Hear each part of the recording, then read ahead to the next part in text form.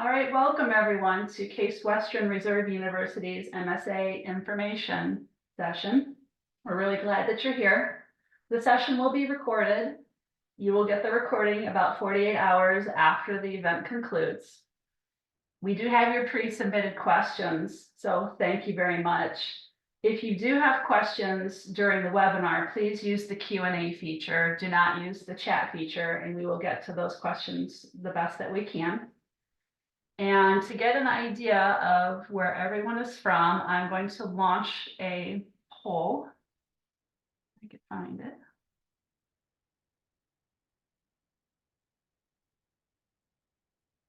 If you could let us know what region that you are currently in, just so we get an idea of where everyone's from.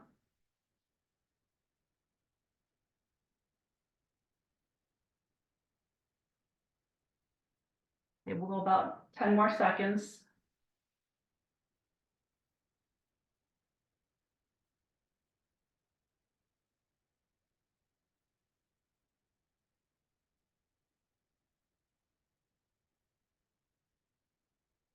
All right, looks like everyone who's going to answer has answered, so thank you very much. Looks like the majority of us are from the South.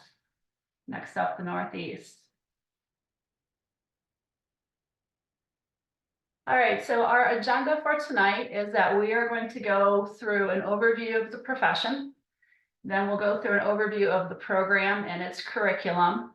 We'll talk about each program location, and we will have a student on, so she is going to talk about the experience that students have while in our program. I will talk about the application process, and we'll answer some questions the best that we can.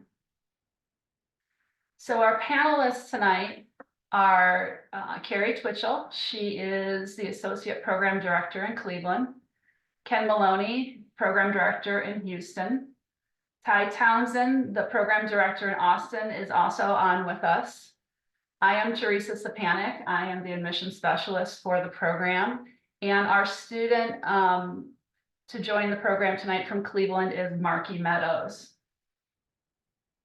So we're going to get started here, and we're going to jump right on, and I believe this is Carrie. Hi, everyone. Thanks for joining us. So what is a CAA, or the acronym that stands for Certified Anesthesiologist Assistant? CAAs are part of the group called APPs. Those are Advanced Practice Professionals, or sometimes they're called Advanced Practice Providers. And CAAs in particular are individuals who are trained extensively in the delivery of anesthesia care. We work alongside physician anesthesiologists, and we take care of patients. So we create, we implement, everywhere anesthesia is performed, we provide care. We provide care anywhere from the pre-op stages through surgery to post-op. And so what they call that is the perioperative time period. The profession itself is certified by the NCCAA, which is the National Commission for Certification of Anesthesiologists. So on an individual basis, you get your certification to practice. They also work alongside with PSI, which is a company that works to establish, and they co-validate those board exams that you take after you are in a program. And then you also will take recertification exams. So right now it's, you take one, 4 years later you take one, and then you'll be on a 10-year cycle. Go ahead, Teresa. Thanks. So where are current CAAs practicing right now? Well, I can tell you that a couple years ago, there wasn't much blue on this map. And so it's really exploded, which is an awesome thing. Currently, CAAs practice in 22 jurisdictions. They're called jurisdictions because you notice Guam is actually a territory. It's not a state. And then Washington, D.C. is a territory. That's not a state. We are recognized nationally at the Veterans Affairs hospitals as well. And then there are several of these states right now that have current licensure that are just waiting to have people like yourself come and start practicing in their state.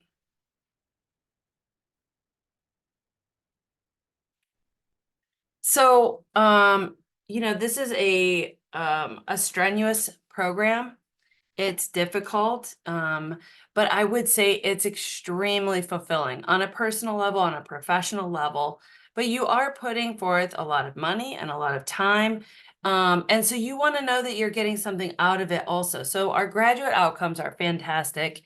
The profession in general is in high demand. There are, as you read in the papers all the time, or if you don't read papers anymore, sorry, I'm kind of dating myself. If you read online and watch the news, you'll see nationwide shortages of anesthesia care providers. So Case Western's Master of Science in Anesthesia has nearly a 100% job placement rate and certifying exam pass rate. Two really, really important things.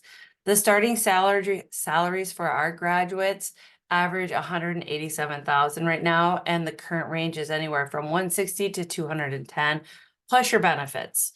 Estimated overtime would be probably around $24,000 a year, and obviously, if you work more, you make more. And then sign-on bonuses currently are averaging $40,000. A lot of our alumni pay off their graduate school debt in 10 years or less, and the great thing about this profession is the wonderful work-life balance. So flexible 40-hour work weeks. You can take call. You don't have to take call depending on where you choose to work and what kind of group dynamic. And then you average around 6 weeks of PTO, which is paid time off, sick time, vacation time. All of these vary depending on what kind of practice you choose to go into afterwards. Thanks, Teresa. Is this one mine? Ken. Oh, we're on number 7. Okay, I'll keep going. Yes. So the Case Western MSA program locations, a little bit about us is the nice part is this location, the locations there are 4 are still under the umbrella or within the network of Case Western. And as you can see, there's Cleveland, Ohio, Houston, Texas, Austin, Texas, and Washington, D.C. We all start at the same time in the summer. It's typically the day after Memorial Day, and the program is 24 months all year round.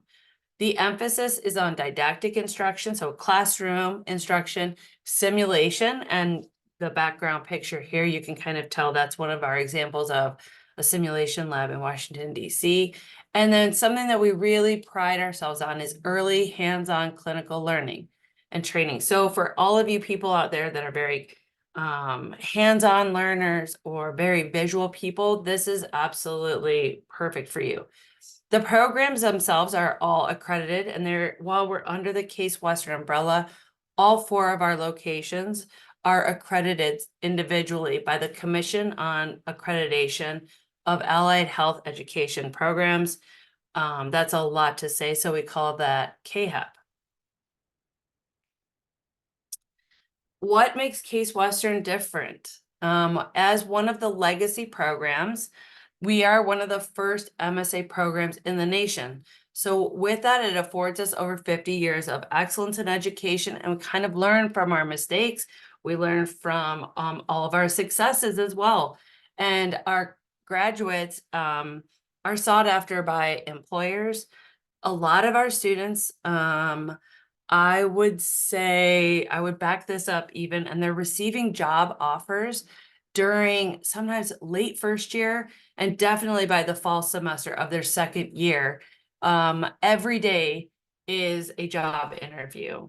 Every day you are meeting people that eventually you may work with and for. And so our students are in the clinical setting and they start those to develop those relationships really early. The faculty, we have a longstanding history of faculty involvement in professional advocacy. And then we also have a very long and strong standing mentorship programs between faculty and students. Typically, our graduates complete 2,100 clinical direct patient care hours on average. And so that's not just hours that you're in a hospital or clinical setting, that's actually hours that you are spent providing patient care. We do train in the specialties, and regional anesthesia. We'll kind of go over those specialty rotations in a little bit in this presentation. And then we have rotations for clinical learning at more than 80 affiliate hospitals, and those are across the country. So that's one of the things that helps bring our students to where they want to be after they're done with their education. That's all. Thank you, Carrie, so much. Absolutely. Ty, I believe you were gonna jump on here on slide numbers 9 through 11. I can do it. Thank In you. front of you now is the layout for the first year coursework. Between the first and second year, as Carrie mentioned, we have very early immersion into the clinical phase, but we do want to make sure that you get your core didactic work, and that's going to be front loaded into your first year. The first semester is going to be designed to lay out a very broad yet solid foundation of anesthesia practice and get you up to speed. We affectionately refer to that as our indoctrination or boot camp phase, to where we really want to work hard to get you up to a minimum level of somewhat competency, if you will, or be able to at least articulate in the operating room when you're side by side with your clinical preceptors. We pair that didactic work with simulation lab and hands-on experience, and then we gradually increase and expose our students to the clinical experience in the operating room. Then by the fall semester, our students, they're in the clinical setting up to 3 days a week, and by spring, usually 4 days a week. And our first year students we're shooting for about 500 hours of clinical experience on top of your didactic work to get you ready for your second year. Next slide, please.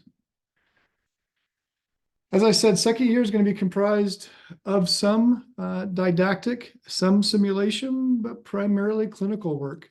You're going to be rotating through all the subspecialties of anesthesia, the mandatory specialty rotations you're going to spend time in, ambulatory, cardiac, cardiovascular. We'll have you spend some time in ICU, a little time in the perioperative clinic. We'll do some neuro cases, obstetrics, pediatrics, and everyone's fun, enjoyable one, trauma. One thing I mentioned to the students when they're interviewing for our program is that second year, as you're trying to learn all the ins and outs as you can on the clinical side of things, it's really important that you have that opportunity to expand and witness things under the guidance and direction of a preceptor. And there aren't a whole lot of gunshots and stabbings that take place at 9 o'clock in the morning on a Sunday. So when you're coming into the program, know that we're going to put you in the best educational opportunities we can as program directors. And that's going to include overnight calls, weekend calls, both in OB and trauma, possibly in the ICU, just to try and give you exposure to the best opportunities we can to help you get the best training while you're here. Next slide, please. So this looks like the second year schedule rotation for Cleveland.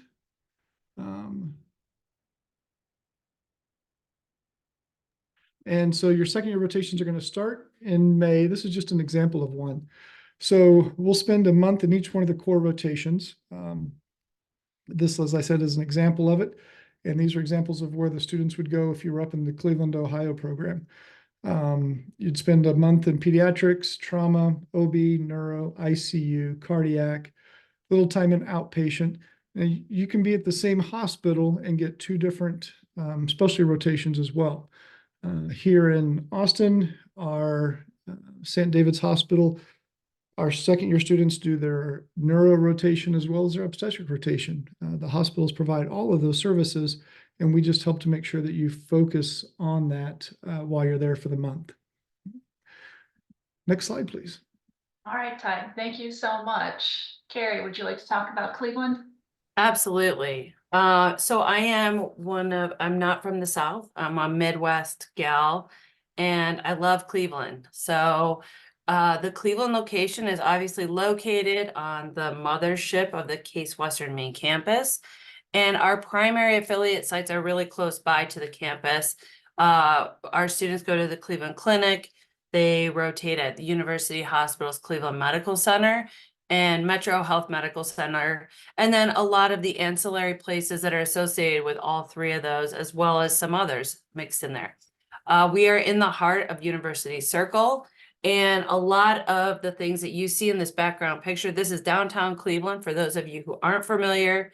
On the other side of those, you see water here, but on the other side of those big skyscrapers, which if you're from a really big city, those aren't skyscrapers really, but is Lake Erie. So we have waterfront, the Rock and Roll Hall of Fame is there. A lot of the Go Cleveland Browns. A lot of the sports centers are all downtown here, which makes it very nice because one, they're affordable for students.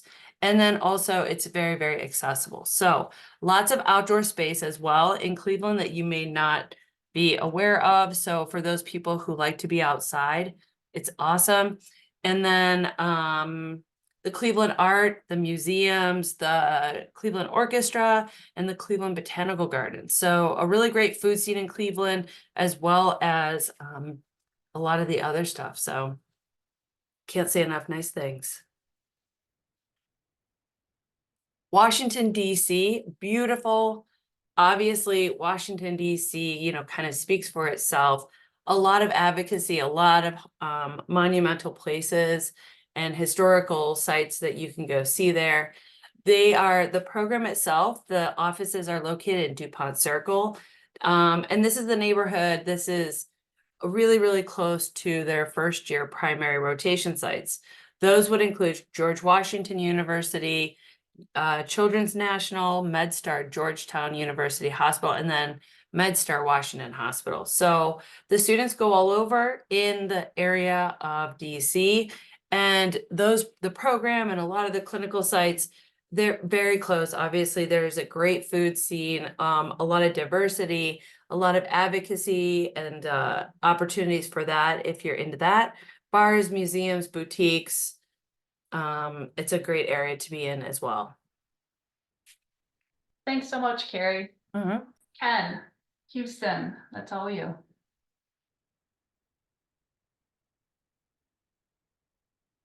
Well, Ken's Yep, not I'm good. here. I Oh, am. there you go. Thank you. Yeah, so Houston, Texas, welcome everyone from Houston. It doesn't feel like Houston today, it's a little chilly.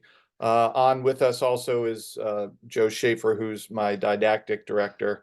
We are the largest medical community in the country, the Texas Medical Center. And for those of you not familiar with Houston, and I wasn't when I moved here, I was like, oh yeah, that sounds great. And then you get down here and it's like a city within the city, separated from the downtown area, and houses 2 medical schools, multiple nursing schools, several different hospital systems, including the MD Anderson Cancer Center. And, because of that, 1 million people a day are coming down to Houston. We're about to boast our second AA program here as well. And, making room for that has been interesting, but the collaboration that we're looking forward to is going to be great. So here in Houston, we do a lot of clinical rotations in the medical center, Texas Children's Hospital, Baylor College of Medicine, University of Texas, Memorial Hermann, as well as community hospitals. First-year students get access to all experiences, both in the large medical center and in the community hospitals. So, we're here, we're rife with interesting cases and sick patients. And even from, week 4, when we start you in clinical rotations, like other places, we are giving you great experiences to prepare you for when you finally get out and practice. The medical communities here have been, the USAP is a large employer of AAs, and they've been great at training our AAs. And now there's smaller groups that are starting to catch on, that we can train their students and try to encourage them to stay with us as well. And so we're getting a lot of little community hospitals that have smaller anesthesia groups, so that our students have access to large training sites, this large employer, but also these small employers, so they get an idea of what kind of group they want to work with. Our students rotate at Texas Heart Institution for their cardiac rotations, at Texas Children's and Driscoll. for the pediatrics. You're not really going to do any better than that. And currently our second-year students are rotating at Memorial Hermann, Texas Medical Center with the University of Texas Department of Anesthesia for their trauma and neuro rotations. Again, one of the biggest trauma hospitals in Houston. So I think we have ample opportunities. You know, I wish I could tell you that you'd be able to enjoy all of the many sporting events and things that come to Houston, the rodeo and the food scene. You will obviously have to eat so you can enjoy the Houston food scene while you're here. But we welcome those from outside of Texas. We welcome those from within Texas and look forward to, we've been here now 13 years, look forward to another 13 years of strength and growing the medical community here in Texas. Thanks so much, Ken. Ty, Austin, Texas is up next. Would you like to speak to that? Yes, ma'am, absolutely. So again, my name is Ty Townsend. I'm the program director for the CASE MSA program here in Austin, Texas, and we are the newest CASE program. Right now, our second class is just beginning their third semester, so the last semester of their first year, and we are growing by leaps and bounds. Everyone pretty much is aware that Austin is one of the fastest growing communities in the country, and there's a reason for that. Austin, and I'm imagining we have a number of people from Texas, if there's people identifying as being from the South, and perhaps some of you are already from Austin. It's got a great climate, except for July and August when it can get crazy hot. We've got a great food scene. We've got amazing music festivals pretty much all across this region. The food trucks really are legit. I thought food trucks were going to be like fair food, and it's nothing like that at all. So gourmet food out of a truck. It's a pretty interesting experience. Lots of outdoor activities. As you're looking at this picture here, if you're able to view the screen, that is Barton Springs looking down onto downtown Austin. So Barton Springs is just south of downtown. You got Lady Bird Lake that this is going to empty into. Great place to cool off, natural springs in the summertime. That's right on the grounds of Zilker Park, which is where Austin City Limits Music Festival is held every fall. And so it kind of gives you an idea of what everything is going on around here. That's probably about 15 minutes from where our campus is located. We're just north of the downtown area. If you're familiar with Austin, off of Mopac and 183. The Austin community has greatly embraced bringing the MSA program to Austin. Our primary rotation sites are going to be with the St. David's Health System, which is the largest health system here in Austin. It is nationally recognized by U.S. News and World Report in multiple areas. And our students, as I said earlier, some of those core rotations that we utilize for our second-year students are going to be OB as well as neuro. We're looking at utilizing St. David's for cardiac in the very near future. Across the region, they have multiple size locations. We've got some surgery centers with some smaller type cases for our students to get their feet wet, as well as very large, complex neuro and orthopedic cases. And then we also, our students are going to spend some time training with Baylor Scott and White Round Rock. And Baylor Scott and White is one of the largest healthcare providers in the state of Texas. And so great opportunities for our first year students here in Austin. And then we have some of our core rotations here in Austin too for our second year, but we also got the opportunity to send our students to what we consider to be some of the best opportunities in the region. So for our trauma rotation, our students are going up to Lubbock, Texas.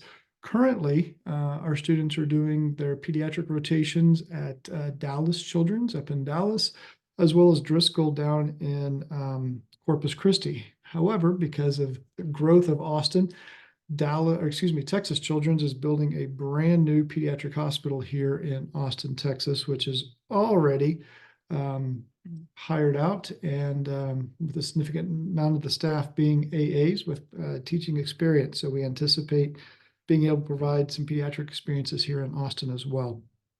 can't say enough great things about Austin. And thank you for your interest. Thanks so much, Ty. Next, we're going to have Marky Meadows, who's a second-year student in Cleveland, speak to the student experience. So the floor is yours, Marky. Thank you, Teresa.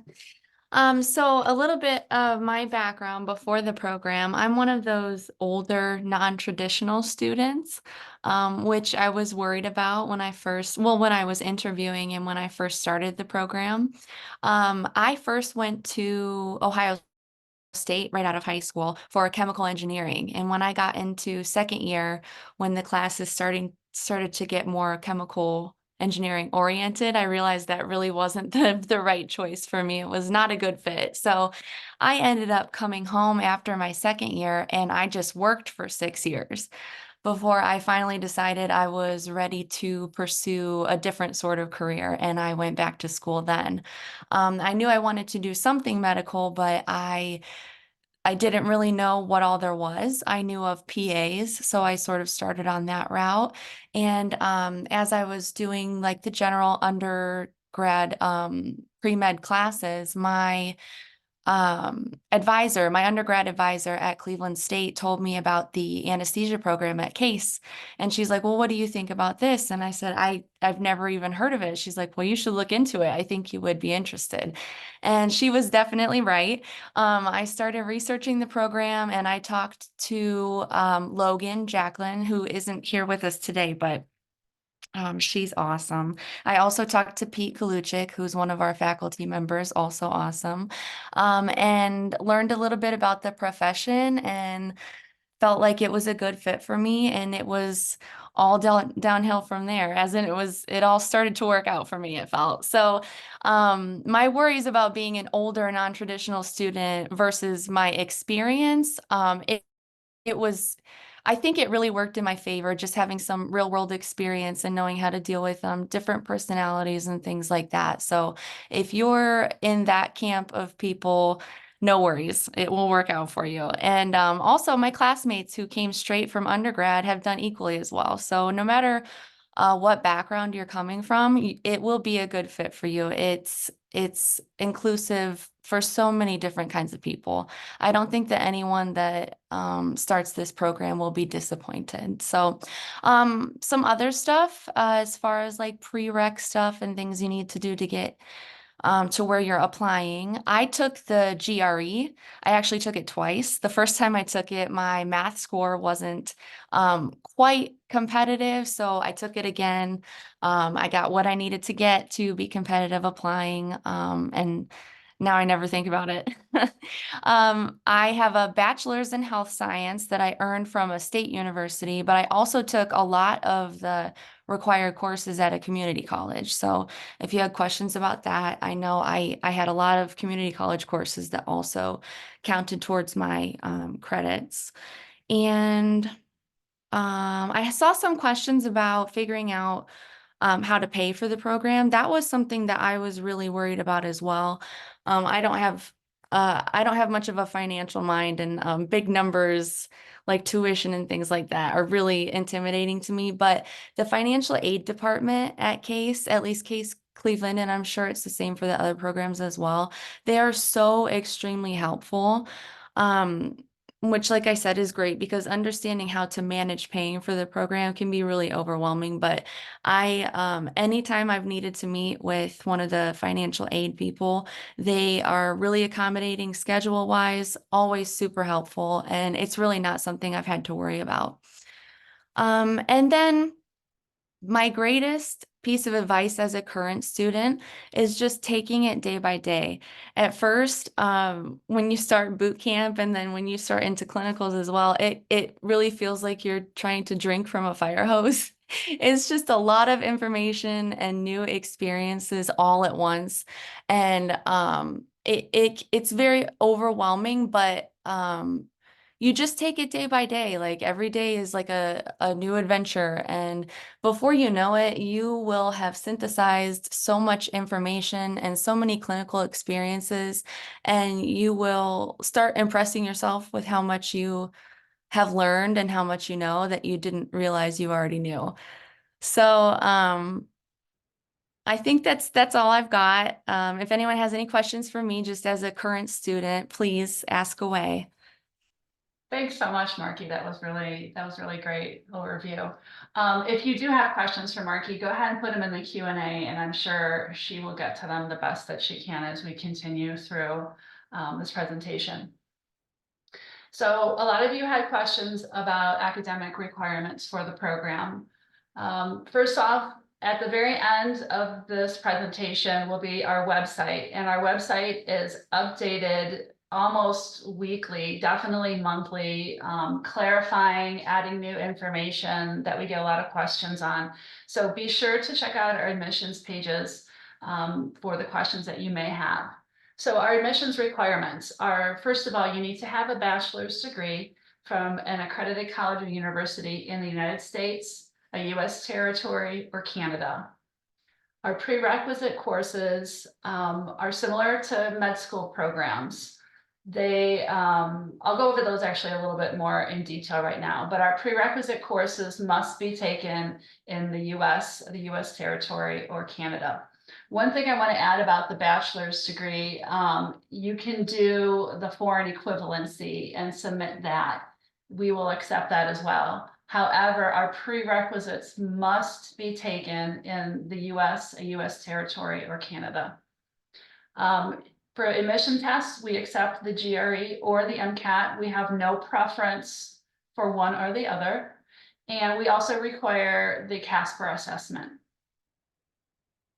So our prerequisite courses, as I mentioned, are similar to med school. So you need 1 semester of biochem, a year of biology with lab, 1 semester of human anatomy with lab, and 1 semester of human physiology. These last 2 prerequisites, the anatomy and physiology, are the only 2 prerequisites that we will allow to be combined. So we will accept a human anatomy and physiology with lab course. It needs to be human. It cannot be animal focus or comparative. We require 1 year of chemistry with lab, 1 semester of OChem with lab, 1 year of physics with lab. And a question that I get a lot is, does it have to be algebra or calculus based? And we will accept either one. I know most pre-med or biology programs require algebra based, or only prefer algebra based. 1 semester of calc, 1 semester of advanced statistics, and 1 semester of English with expository writing. A lot of people I noticed had questions about community college versus taking it at a 4-year college. And as Marky said, we do accept prerequisites from community colleges. The only 2 that are going to get looked at harder and most likely will not be acceptable are the prerequisites biochemistry and advanced statistics from a community college, because most community colleges don't offer either of those courses at a high enough level. We do have rolling admissions, and this is our general timeline. And what rolling admissions means is once our interviews start, and that's in August, if the interview committee decides and the admissions committee decides that they would like to offer to a student because they meet our requirements and the committee really thinks that they will be a great fit for the program, they will be offered a seat in the program. So that being said, our applications open in March and our early decision deadline is October 1st. We strongly suggest that you apply by the October 1st early decision deadline. Again, we have rolling admissions, so if you meet our requirements, you're going to get offered a seat. If you're still finishing up your prerequisites, or that's okay. You can apply during your senior year. If you don't quite meet the prerequisites and we ask, can you retake this course? Maybe you have 1 too many C's on your transcripts. Are you able to retake this course? If you apply by that October 1 deadline, you have time to retake the class before our program starts. So again, it is very strongly suggested that you apply by the October 1 early decision deadline. Again, our interviews are August through February. They are virtual, and our regular decision deadline is February 1st. And usually by about mid-May is when everyone will find out what their final status would be. Classes begin the Tuesday after Memorial Day. And I think, as Carrie said earlier on, it is 24 months straight through from that point. Prerequisites. One more thing I want to mention about the prerequisites. I'll go back a slide if I can. Yes, there are time limits for the prerequisites. So if you apply in the next cycle, this is after our March opening for our new cycle, the prerequisite time limits are 7 and 5 years. 5 years for biochemistry, human anatomy, and human physiology. And those are what we call our 3 key prerequisites. So anything from 2019 forward, we will accept for those courses. All the rest of the courses are on a 7-year time limit. So that would be 2017 and forward. If your courses are older than that, you have a couple choices. You could either retake the courses that are too old and don't meet our prerequisite time limits, or you could take the MCAT within the last 3 years and score at least a 500. If you score at least a 500, we know that you have retained that information and you will not have to retake your courses. What you see on this slide are incoming student averages for our current first-year students. So as you can see, these are averages. Their average overall GPA was a 3.7, and we've broken out the mid 80% range of those applicants, and it was anywhere from a 3.2 to a 4. So as long as you are coming close to that average and fall within that range, you have a pretty good shot. Our prerequisite GPA is also broken out. It's about the same as our overall GPA, along with the mid 80% range. Our average MCAT score was a 503. And then again, the mid 80% range was anywhere from a 495 to a 511. And our GRE is also broken out. So as long as you are getting close or close to that range, you have a pretty good shot. If not, you might want to consider retaking. And here we have our student body profile. And again, since most of our prerequisites pretty closely match a pre-med program, the majority of our applicants major in biology. Our average age of our students, our first year students, is age 24, and you can see the breakdown between male and female. We skewed a little more female last year. All right, so this is our contact information. So we have a general email for the program. So go ahead and email any questions that you have, and then those will get pushed out to whoever can answer it best. We have a website that is listed there, and again, our admissions page is there. And we have, we're on a lot of different social media. Logan runs the social media pretty nicely. So we're all over the place. All right, Q&A. I hope everyone's ready, because I have some questions for people. Carrie, you're up first. Okay. All right, question is, what resources are available for students who are struggling? That is a great question. So, a lot. I would start by saying that the faculty at each location are housed at that location. So there are directors for didactic, simulation, and clinical, and a program director at each location. You're not sharing those across all 4 locations. I would also say that each of those have a lot of experience in action plans. So if you're struggling in the classroom, the didactic instructors are very well-versed in helping getting you on a didactic action plan. In addition to that, we also, a lot of, I can speak for Cleveland, our didactic team is working one-on-one with several of our second-year students who maybe struggled in the classroom in their first year, and they're helping give them a little extra support for the board exam prep. So the clinical ones, we also have clinical action plans. So students who are struggling in some aspect of clinical education, that is out there for sure. And then lastly, the university, and this goes for all of the locations.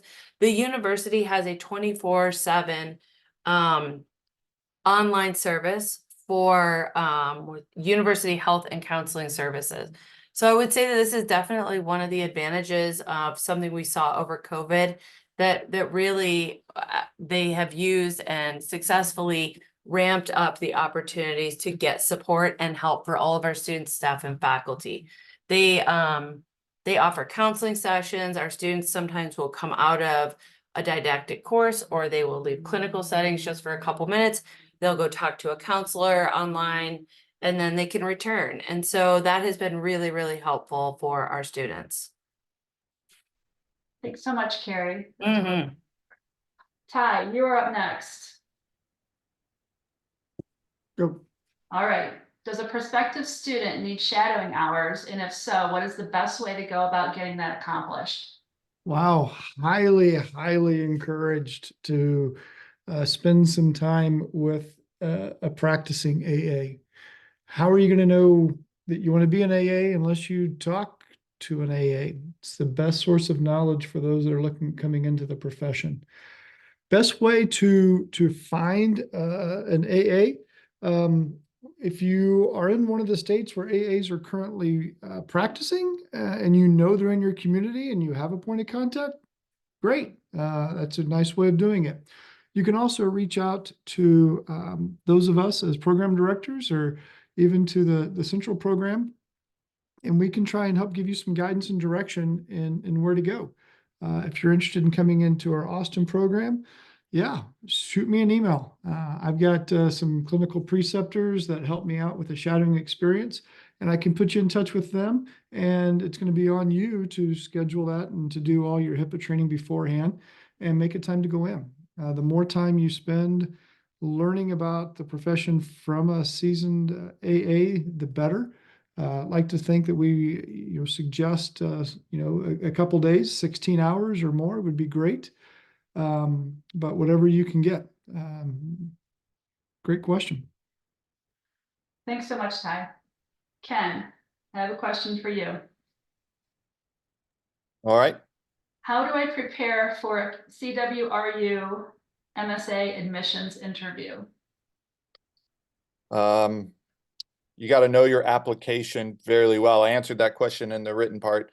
Yeah, so the interview is for us to get to know you, maybe put you under a little bit of stress during our interview process, but really it's just to get to know you and how you came to understand what AAs are. And so if you come to the interview, I would be prepared to talk intelligently about what an AA is, what some of the issues are in the AA world, and anything that's in your application is fair game for us to talk about. So if you said, you bred dogs for a living, then you be prepared to have a question about dog breeding, which wouldn't necessarily make sense for a interview for a medical program. But if you put it on your application, you should be able to intelligently speak about it as well.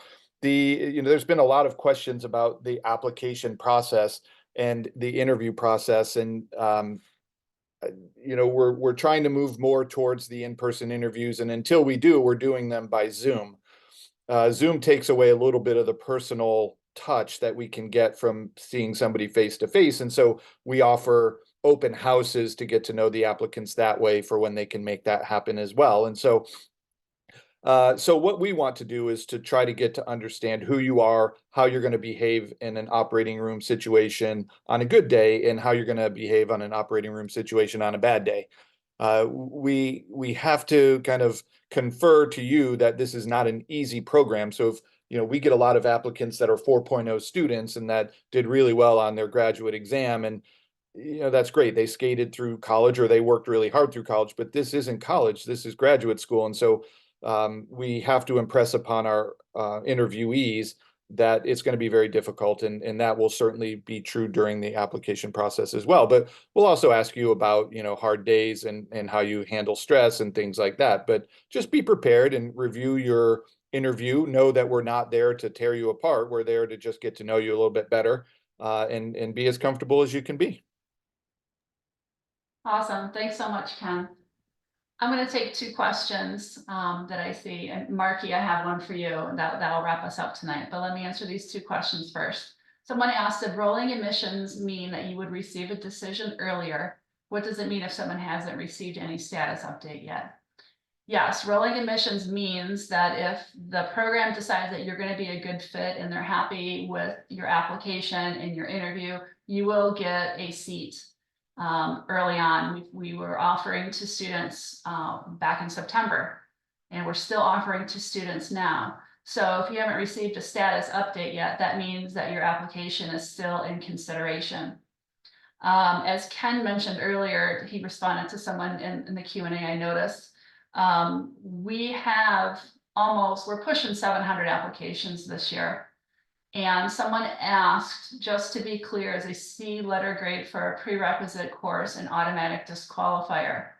I'm just going to kind of be frank and to the point at this time. We have almost 700 applications, and as someone mentioned earlier, we have about 100 seats. So you could do the math. That's probably about a 15% acceptance rate. So the closer that you can get to meeting our incoming class requirements, so you have mostly A's and B's, the application will be looked at holistically, but you have to get over that first hurdle, and it's your academics. We want to be sure that because this is such a strenuous program, 24 months straight through at the graduate level, that you can handle it academically.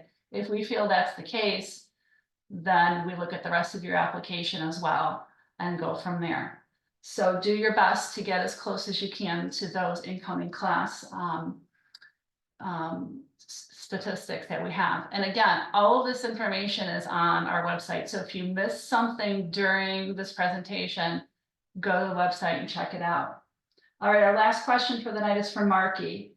And it is a question that was submitted earlier before the presentation started. Is the program more collaborative or competitive amongst students? Okay, I just typed this answer out to Rylan because I meant to include that in my portion of the presentation. So I'm sorry I didn't, but I think there are some individuals who are just like more competitive by nature than others, but generally it hasn't felt competitive at all. It feels like we're all in it together. And we really, even me, who I tend to keep to myself for the most part, I have made a few close friends in the program, and we really do rely on each other, like sharing information about different rotation sites and different classes and studying together and things like that. It hasn't felt like we're against each other. It feels like we're all in it together. We're all making it through together. Awesome. Thanks so much, Marky. And thank you to everyone who participated in this webinar this evening. Again, it's going to be recorded and it will be sent to you in about 48 hours. So if you missed something, or if you want to hear something again, look for that recording that will be emailed to you. Thanks, everybody, and have a great evening.